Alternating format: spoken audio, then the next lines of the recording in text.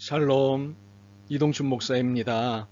오늘도 여러분의 삶이 주님의 평안으로 가득하시길 기원하며 하나님의 말씀을 나누겠습니다. 오늘 말씀은 로마서 16장 1절에서 16절 말씀입니다. 이 말씀 중에 16절 말씀을 읽도록 하겠습니다.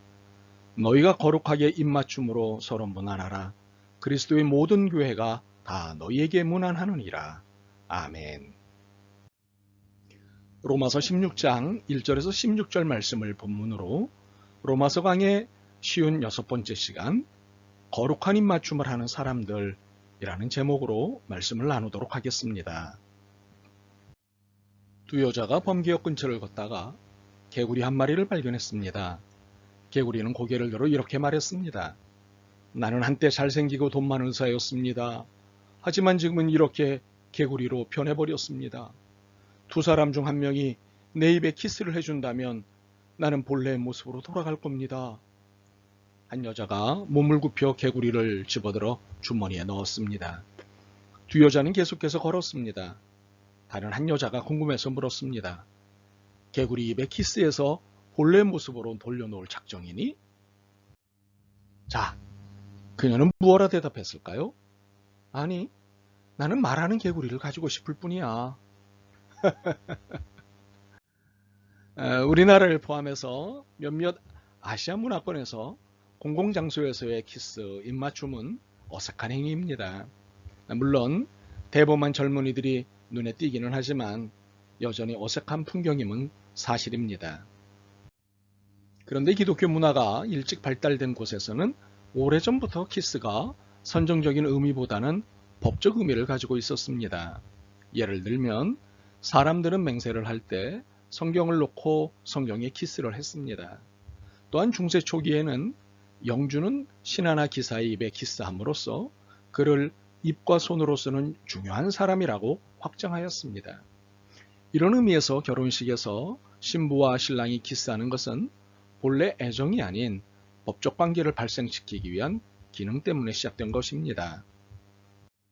그런데 기독교에서의 키스는 처음부터 법적 기능을 넘어 성례의 기능을 가지고 있었습니다. 바울은 오늘의 본문인 16절을 포함해 고린도전서 16장 20절, 고린도후서 13장 11절, 데살로니가전서 5장 26절 등에서도 거룩하게 입맞춤으로 서로 문안하라고 말하면서 키스를 예전의 경지로 올려놓았습니다.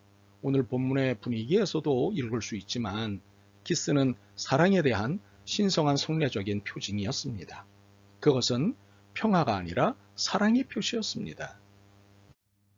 우리는 이 사실을 이미 복음서에서 읽을 수 있습니다. 탕자가 집에 돌아왔을 때 아들에게 입맞추는 아버지, 예수님의 발에 입맞추는 막달라 마리아, 집으로 초청해 놓고도 입맞춤으로 인사하지 않는 바리새인 시몬을 나무라신 예수님 등을 읽을 수 있습니다. 신약학자인 윌리엄 크라세는 신약 성경의 거룩한 입맞춤에 대해 이렇게 확신했습니다. 여러 다른 사회 계급 출신과 성별, 종교, 국가, 인종의 구별을 초월하고 그리스도 안에서 하나임을 발견한 사람들이 친밀함을 표현하는 의식으로 시작되었다. 새로운 사회 현실이 대두되면서 시장과 거리, 광장, 집에서 예배를 드리기 위해 모였을 때 새로운 의식과 의사소통 방법, 그리고 인사 형식이 필요했던 것이다.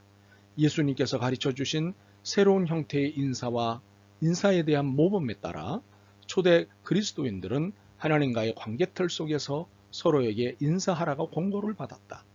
그들은 그리스도 안에서 자신들을 바라보았다. 그러한 새로운 차원의 현실은 거룩한 입맞춤으로 서로 지극히 순수한 인사를 나누는 자유에서 확증되었다. 그들은 외부인들이 그들을 보면서 비방하는 것을 견뎌야 했다. 새로운 사회 집단들은 생존하려면 모두 그러한 위험을 감수해야 한다. 그러나 또한 여기에는 서로 사랑을 표현하는 새로운 방식을 만들어 나갈 때 생기는 엄청난 사회적 결속력이 있었다. 거룩한 입맞춤은 클라센의 표현대로 예수님이 가르쳐 주신 대로 서로의 사랑을 표현하는 방식이고 이를 통해 엄청난 사회적 결속력을 갖게 된 것입니다. 이것을 바울은 로마서를 마무리하면서 잘 보여주고 있습니다. 우리는 본문을 통해 바울과 거룩한 입맞춤의 관계를 맺고 있는 이들이 어느 정도의 사랑을 나누고 있는지를 보려고 합니다. 이는 곧 공동체의 사회적 결속력을 측량할 수 있는 것이기 때문입니다. 이를 통해 교회 신앙 공동체가 어느 정도의 사회적 결속력을 가지고 있는지를 평가할 수 있을 것이고, 차후 평가를 통한 반성으로 예수님이 원하시는 사회적 결속력을 이루고 싶습니다. 첫째로, 거룩한 입맞춤은 1절과 2절에 있는 대로 그에게 소용되는 바를 도와주는 사랑을 의미합니다. 바울은 로마 교인들에게 갱그레아 교회의 일꾼인 자매 베베를 추천하면서 성도들의 합당한 예절로 그녀를 영접할 것을 주문합니다. 그리고는 그녀가 필요한 것은 무엇이든 도와줄 것을 부탁합니다. 그러면서 그녀의 면면 중에 여러 사람을 포함해 바울 자신의 보호자이기도 했다는 점을 소개합니다. 우리는 베베에 대한 소개를 통해 거룩한 입맞춤은 서로의 필요를 채워주는 사랑을 의미함을 깨닫게 됩니다. 또한 이는 서로에게 보호자가 되는 것을 의미하기도 합니다. 보호자란 어려움을 당할 때 막아주고 지켜주는 사람입니다. 베베는 갱그레아 지방에서 재력이 있고 유력한 사람이었습니다. 그녀는 자신의 지방에 있는 가난한 성도나 순회 전도자들을 대접하고 보호하는 일을 기쁨으로 감당했습니다. 아마 베베가 물질적으로 어렵지 않기 때문에 바울이 부탁한 필요를 채워주려 한 말은 로마 지방을 여행할 때 잘 안내해주라는 의미였을 가능성이 높습니다. 그러나 베베에게는 정신적인 것이 필요했겠지만 많은 경우에는 육체적이고 물질적인 것이 필요한 사람이 있습니다. 두 번째로는 거룩한 입맞춤은 3절과 4절에 있는 대로 사랑하는 이를 위해 목숨을 내놓는 사랑을 의미합니다. 바울은 브리스가와 아굴라 부부, 또 사도행전에 보면 브리스길라라고도 되어 있는데 이 브리스가와 아굴라 부부를 소개하면서 그들은 나를 위해 자신들의 목숨을 아끼지 않았다고 설명합니다. 바울이 브리스가와 아굴라 부부를 소개하는 분위기는 마치 예수님께 있어 나사로, 마르다, 마리아 가정의 위치와 같은 것입니다. 가족과 같은 입장이었습니다. 브리스가와 아굴라 부부는 바울이 고린도에서 복음을 전하고 있을 때 만나서 복음을 듣게 되었고, 이후 바울의 충실한 동역자가 되었습니다. 평일에는 바울과 함께 장막 만드는 일을 했고, 안식일에는 바울을 도와 복음 전도에 힘썼습니다.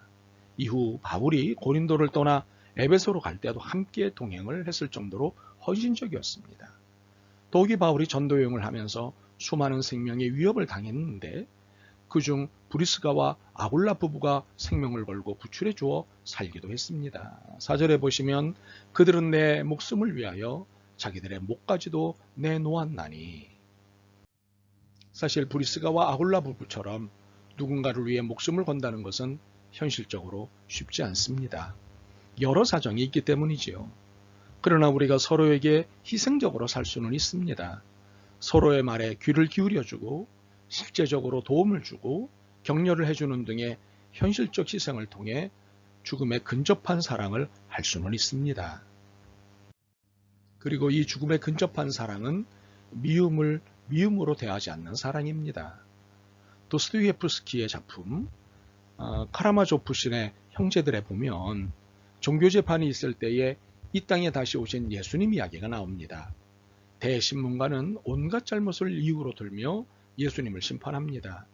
그는 예수님을 향해 교묘한 논고와 교활한 고소를 해대며 그분이 잘못한 일을 빈틈없이 입증하려고 했습니다. 그리고 예수님께서 변론하실 차례가 되었습니다. 예수님께서 그에게 다가가셨습니다. 사람들은 예수님이 그에게 놀라운 논리를 펼치시고 놀라운 표현을 하심으로 그를 주눅들게 하실 것이라고 생각했습니다. 그런데 예수님께서는 그토록 단호하고 위험한 공격자에게 다가가 키스를 하셨습니다. 그렇습니다. 미움 앞에서 보여주는 것은 미움이 아니라 사랑입니다. 이것이 기독교의 본질입니다. 세 번째로 거룩한 입맞춤은 1절에서부터 16절 모든 본문에 있는 것처럼 동역자로서 사는 사랑을 의미합니다. 본문에서 동역자라는 말이 3절과 9절 두 곳에 나옵니다. 그러나 이 단어는 바울이 16장에서 거룩한 입맞춤을 할 명단 전체에 적용하는 단어입니다. 표면적으로는 브리스가와 아굴라 부부, 우르노바에게 적용하였지만 16장에 등장하는 모든 사람들이 바울에게는 그리스도 안에서 동역자였습니다. 베베는 갱그레아에서 바울의 사역을 물질적으로 도왔습니다.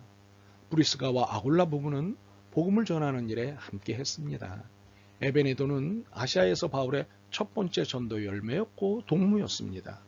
마리아는 로마 교회에 대해 바울과 함께 수고하였습니다. 안드로니고와 유니아는 신앙적으로 바울보다 선배이면서 바울과 함께 복음을 위해 투옥을 당한 동지였습니다. 암블리아는 노예로서 예수님을 믿었고 바울의 신실한 주종자였습니다. 우르바노 또한 노예였지만 바울의 동역자라고 공식적으로 선언된 자였습니다. 스다고는 바울이 아끼는 제자였습니다. 아벨레는 어떤 어려운 시험을 믿음으로 극복함으로 교회에서 인정된 일꾼이 되었습니다. 아리스토블로는 헤롯 대왕의 손자로서 왕족으로서 바울을 도와줄 수 있는 방법을 제공했습니다. 헤로디오는 바울의 친척으로서 헤롯의 집안인데 아리스토블로와 마찬가지로 바울을 도울 방법을 제공했습니다. 나기수는 글라우디오 황제에 의해 해방된 유명한 노예로서 가족들을 구원에 이르게 하는 일에 열정을 가졌습니다. 두르베나와 두르보사는 자매로서 바울의 사역을 도와 수고하였습니다. 버시는 바울의 사역에 특히 많은 수고를 하였습니다. 루포와 그의 어머니는 바울에게 있어 언제나 기댈 수 있는 가족과 같은 존재였습니다. 이외에 아순그리도, 블레곤, 험에, 바드로마, 허마와 그와 함께한 형제들, 빌롤로고, 율리아, 네레오와 그의 자매, 올름바와 그와 함께한 성도들 모두도 바울과 동고동락하였습니다. 물론 로마서에만 복음의 동역자들이 소개된 것은 아닙니다. 그의 서신 곳곳에 명단이 있습니다. 중요한 것은 바울에게는 이처럼 복음을 위해 생사를 함께할 동지요 동무들이 있었다는 사실입니다. 바라기는 우리가 서로에 대해 자랑이요 사랑이요 동역자라고 자랑할 수 있었으면 좋겠습니다.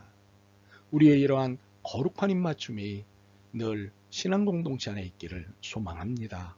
아멘.